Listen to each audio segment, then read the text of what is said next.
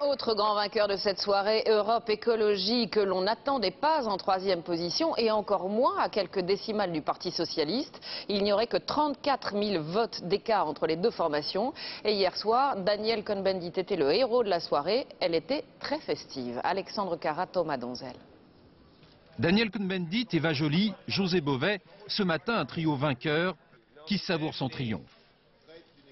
Hier soir, le QG d'Europe Écologie était plein à craquer. Les responsables n'avaient pas prévu une telle affluence, mais surtout personne n'avait espéré un tel résultat.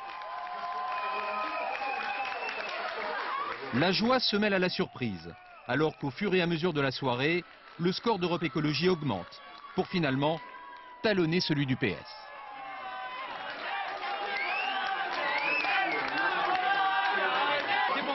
Vers 22 h, le héros du soir apparaît. Danielle Cohn-Bendit, l'art du sourire et le sens de la formule.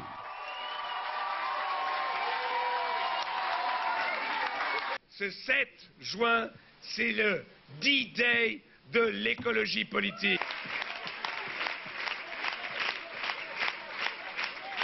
Cette histoire d'amour, et je le maintiens, de ce rassemblement, elle peut continuer.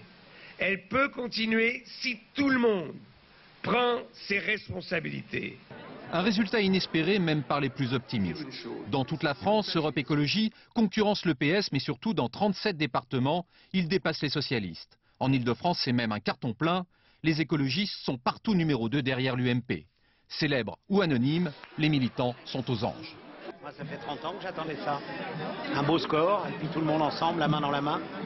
Magnifique, soulagé. On s'attendait vraiment pas. Nous, il y a encore 2 semaines, on se disait, on veut un score à 2 chiffres. On n'aurait jamais pu espérer un résultat pareil, quoi. C'est juste hallucinant, quoi. Après la fête, retour au principe de réalité. Principal casse-tête pour Danielle Cohn-Bendit et les autres, prolonger l'unité du mouvement avec en ligne de mire les régionales.